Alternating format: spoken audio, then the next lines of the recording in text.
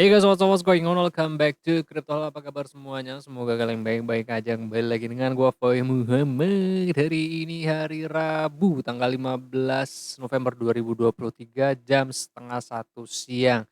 Oke, kita akan mulai kembali lagi mereview dan menganalisa kembali potensi harga Bitcoin melalui atau menggunakan technical analysis dan juga data on-chain. Kalau data on-chain kita akan melihat exchange reserve dan juga derivative market itu sekarang seperti apa.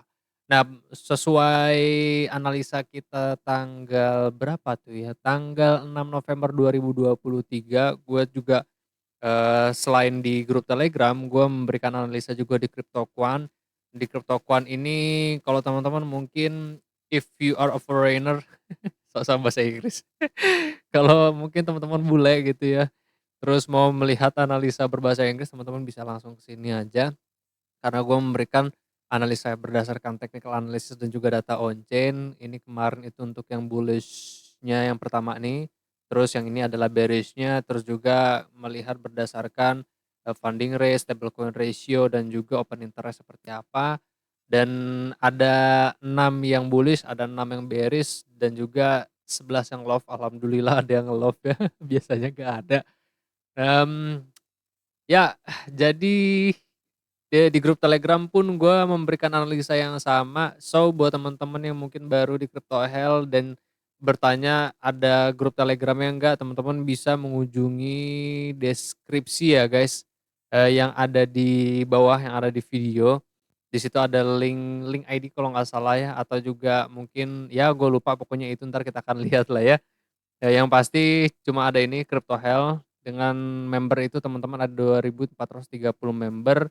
Teman-teman tinggal klik aja kalau memang teman-teman mau diskusi bareng, tinggal di sini entar akan gua ini ya guys, akan gua accept. Nah, ini belum ada yang ini guys, belum ada yang request. Kan gua accept untuk masuk ke launch Crypto Hell karena ini untuk yang private-private aja buat kita, nggak semuanya gua ACC gitu ya guys. Oke, kita ke ini dulu ya guys, ke perpetual market, atau derivative market. Kita ngelihat, stablecoin ratio yang dimana akan bisa memberikan kita sebuah asumsi atau analisa bahwa, stablecoin yang berada di market atau di exchange itu bergerak, apakah itu keluar dari market atau justru masuk di dalam market, ke dalam market, mungkin seperti itu ya. Nah, kita lihat kan memang 4,36 ini cukup tinggi juga, dibandingkan dibandingkan 2020 mungkin ya. Kalau mungkin teman-teman mau lebih spesifik ya teman-teman bisa langsung ke sini aja. Kalau mungkin kan teman-teman enggak ini ya, enggak, membership atau tidak, ya tidak membership si CryptoQuant ini, jadi teman-teman nggak bisa menggunakan yang Pro Chart ini. Jadi teman-teman akan mendapatkan, gratis menggunakan yang ada di sini si rasionya, teman-teman bisa cari aja stablecoin ratio ini ya, mau menggunakan MBTC atau USD. Kalau gua bisa ya baca dua-duanya sebenarnya nggak jadi masalah, cuma cuma nilainya aja sebenarnya yang, berbeda. Wah, internet gua rada bapuk nih guys. Nah, kalau stablecoin ratio itu kan perbandingannya adalah di saat memang rasio itu berada di bawah atau rendah, itu menandakan bahwa pasokan stablecoin mau USDT, USDC, DAI, apapun itu yang stablecoin itu banyak dikirimkan atau banyak dibeli dari fiat ke stablecoin, atau mungkin ada di wallet ledger, dikirimkan USDT-nya ke, apa namanya itu, exchanger untuk diperdagangkan atau dibelikan Bitcoin dan juga altcoin. Sementara memang saat ini rasionya tinggi yang menandakan bahwa, banyak trader atau investor itu yang sudah me-withdraw atau mengirimkan stablecoin-nya atau dijual menjadi fiat. Jadi banyak yang profit pada range harga saat ini. Ini menandakan bahwa kita harus melihat lagi rasio stablecoin itu dia akan lebih rendah lagi atau justru sideways pada range rasio sekarang itu di angka 0,00000 something lah ya. Tapi kalau kita menggunakan ini USD apa, oh ini USD, kalau USD-nya itu ada di $4,38 billion gitu ya. Nah, apakah ini akan menurun? Kita akan melihat nanti berdasarkan sentimen pasar itu seperti apa. Ini adalah stablecoin ratio. Jadi teman-teman bisa memiliki perspektif ya, yang dimana di saat stablecoin ratio itu tinggi, maka sudah banyak yang profit dan mengirimkan stablecoin-nya mungkin ke wallet ledger, berarti pasokan stablecoin itu sudah berkurang di exchanger ya, seperti itu. Exchanger apa aja? Banyak, ada Binance, ada Huobi dan kawan-kawan seperti itu ya guys. Nah, kalau untuk open interest-nya sendiri, pada dasarnya sebenarnya open interest ini kan bullish ya guys. Nah, teman-teman juga bisa ngeliat dari sini kalau teman-teman mungkin menggunakan yang gratis ya. Cari yang derivatif, kategorinya teman-teman bisa cek yang open interest ini. Nah, sekarang kan memang kalau kita lihat sebenarnya cenderung bullish. Cuman bullish-nya juga ada short term period ya. Dari tahun 2022 sampai dengan saat ini ya sideways aja, open interest-nya di level-level yang sama. Nah, cuman kita harus, melihat bila mana ternyata open interest itu terjadi penurunan yang cukup signifikan, maka, traders yang berspekulasi di future atau derivative market itu sudah menutup kontrak longing buy positions-nya dan mencari posisi untuk short selling. Nah, teman-teman mungkin mau menggunakan chart pattern mau seperti ini, sebenarnya pun ya nggak jadi masalah untuk sebagai acuan aja sih.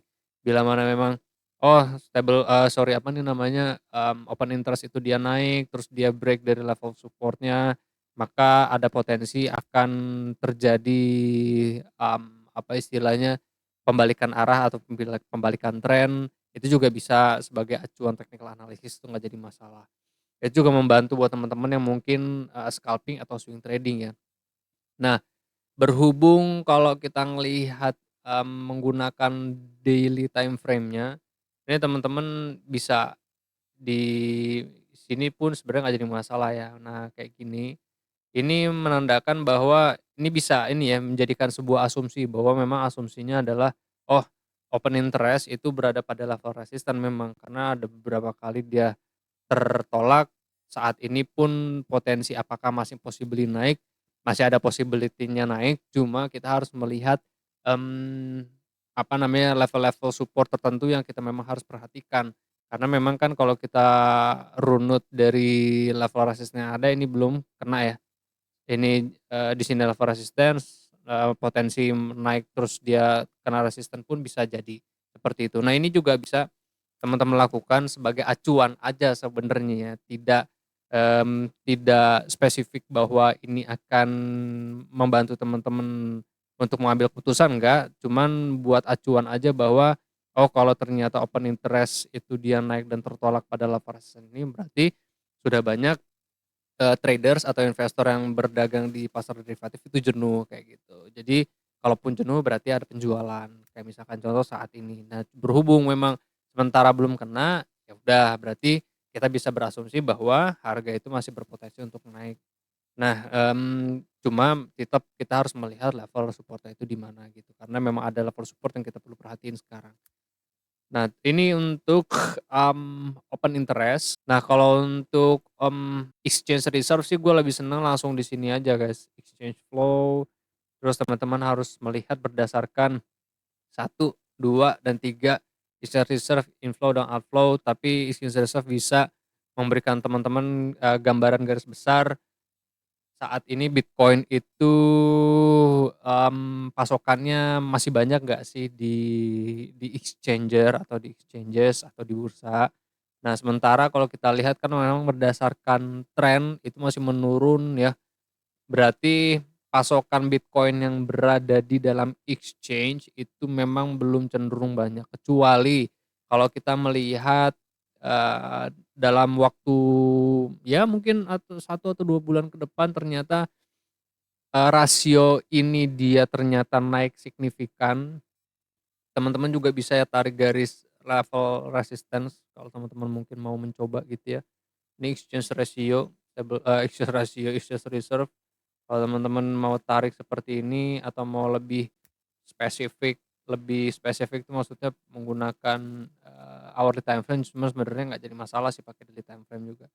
Nah mungkin seperti ini boleh gitu ya jadi acuan bahwa ada kenaikan potensi berarti sampai dengan 21. Nah di sinilah anggapannya seperti ini gitu, itu bisa potensinya. Jadi kita bisa, apa namanya, mendapatkan sebuah acuan bahwa kalau ternyata ada kenaikan, itu berarti ada penjualan atau pengiriman Bitcoin dari wallet Ledger atau dari manapun itu, masuk ke dalam exchange untuk diperjualbelikan atau dijual maksudnya gitu ya. Nah sementara sih memang belum ada yang cukup signifikan juga kenaikannya, adapun kenaikan ini ya kecil, transaksinya seperti itu dan berarti, untuk sementara ini kita bisa berasumsi bahwa penjualan besar untuk Bitcoin itu memang belum, dominan untuk sementara ini, masih cenderung holding Bitcoin-nya kayak gitu ya. Tapi tetap ada penjualan ya guys, karena ada kenaikan rasio di sini. Ini yang bisa kita analisa untuk data on chain. Jadi kalau berdasarkan asumsi yang kita buat adalah untuk sementara ini memang gonjang-ganjing market itu ya berdasarkan sentimen, internasional atau pasar global maksud gua. Juga kalau kita lihat berdasarkan open interest barusan berarti, apa namanya, terjadi penutupan kontrak berjangka untuk short selling untuk sementara ini. Nah, dan kita akan ngelihat technical analysisnya guys. Jadi seperti ini guys, Bitcoin ini kan basically sayangnya kalau untuk di CryptoCoin sendiri sebenarnya ini nggak bisa di full screen dia. Jadi ya kecil-kecil seperti ini, kalau teman-teman lebih senang yang gede-gede ya teman-teman bisa menggunakan TradingView ini guys, cuman gue kalau yang TradingView ini belum belum mindahin analis yang ini ke TradingView. Nah, jadi kalau kita menggunakan, Elliott Wave, basically sebenarnya Bitcoin ini kan berada pada fase bullish. Apakah bullish-nya sudah selesai? Gua rasa belum kalau berdasarkan perhitungan. Karena apa? Kalau kita hitung berdasarkan Elliott Wave mulai dari range harga 24 ribuan something, ini angka atau area sideways-nya itu berarti yang ada di sini ya guys. Nah di sini dia, di saat dimana dia, membuat sebuah triangle atau diagonal ending. Nah di sini adalah wave 1 dan wave 2-nya, ini wave 2 adalah di sini. Nah kalau teman-teman lihat ini kan dia leading diagonal di mana wave 1 sudah terrealisasi lalu dia terkoreksi membuat sebuah flat pattern. Terus dia, apa namanya, terkoreksi lalu dia broken dari level support ternyata kembali lagi meneruskan trennya, bullish, ini namanya leading diagonal atau teman-teman mungkin menyebutnya adalah fake out gitu ya, lalu meneruskan tren ke harga yang lebih tinggi.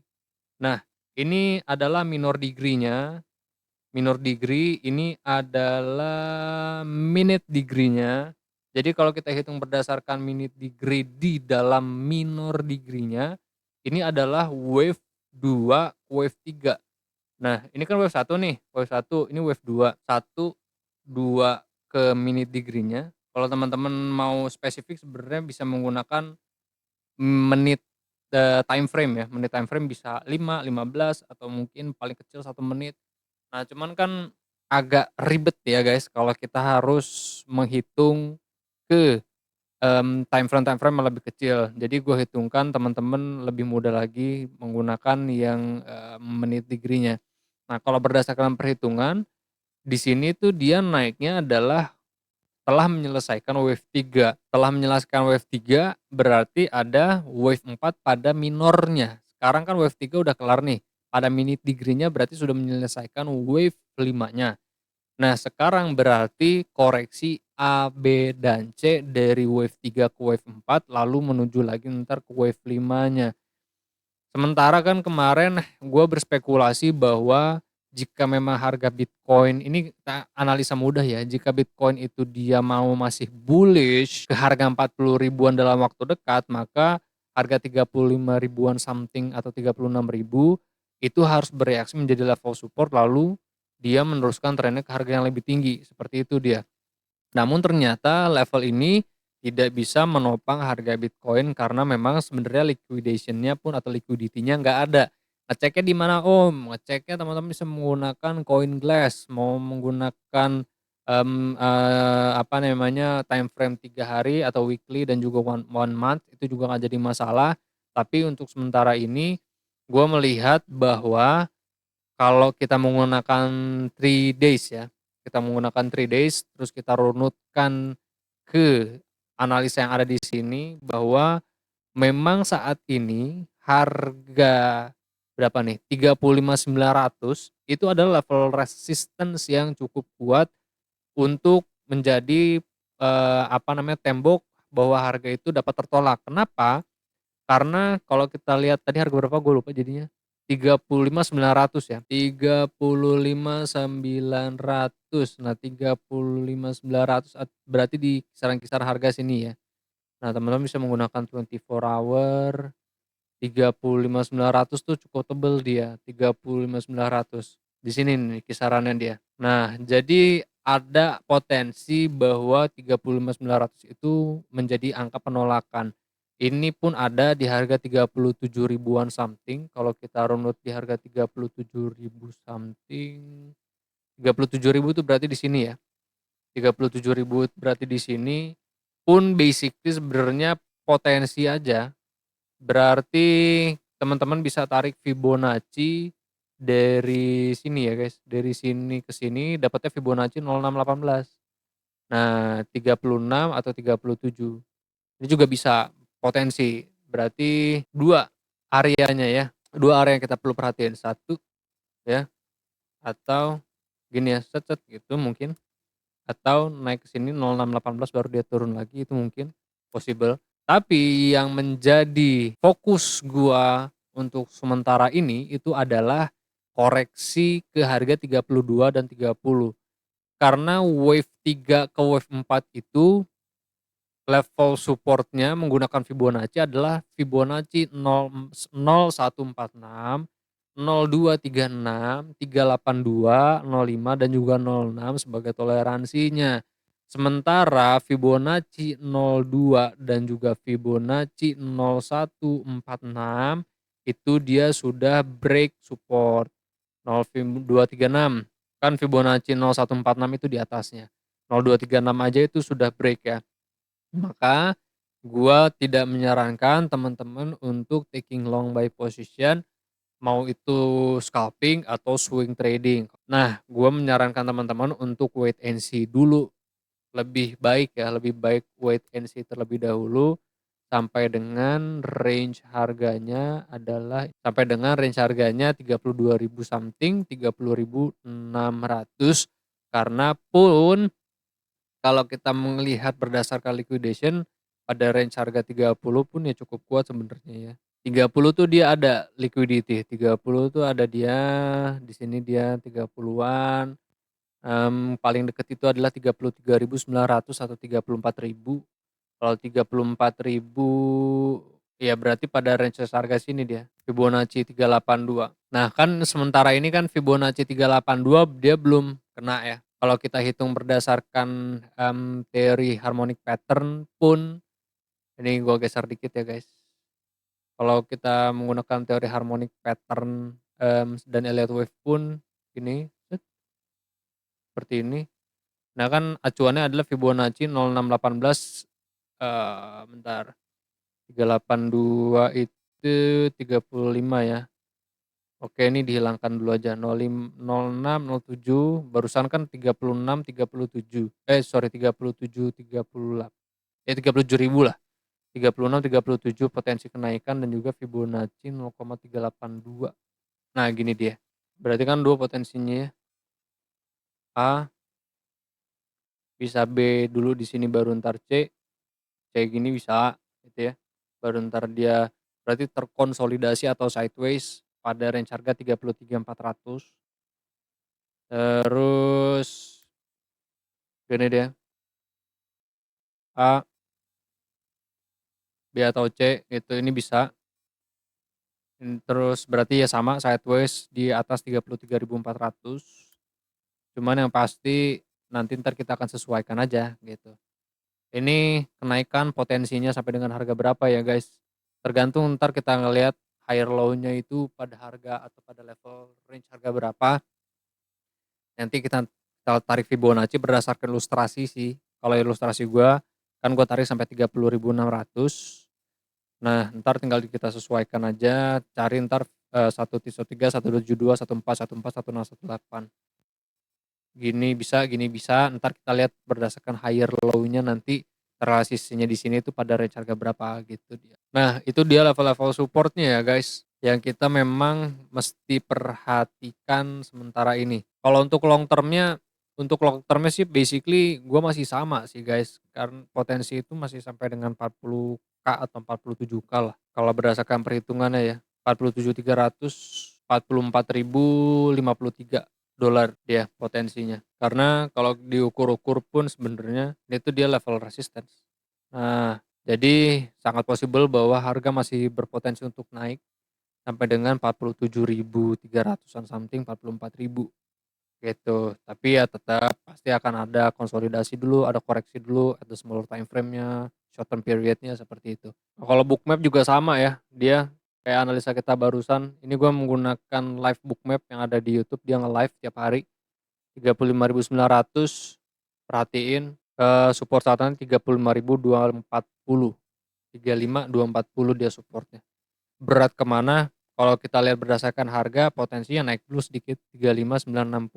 Teman-teman kalau mau ngelong ya TP-nya di sini.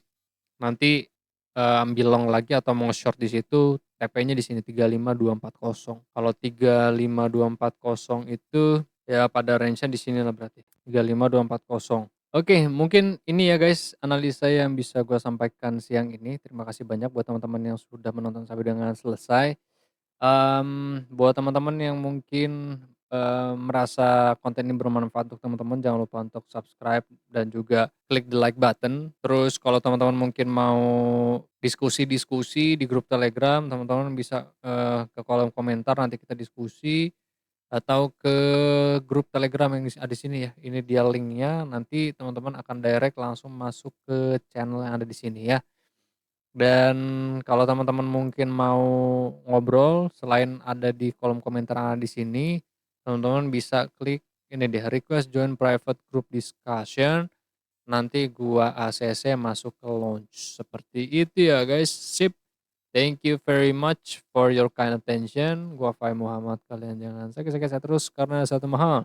I'll see you guys on next video, peace out.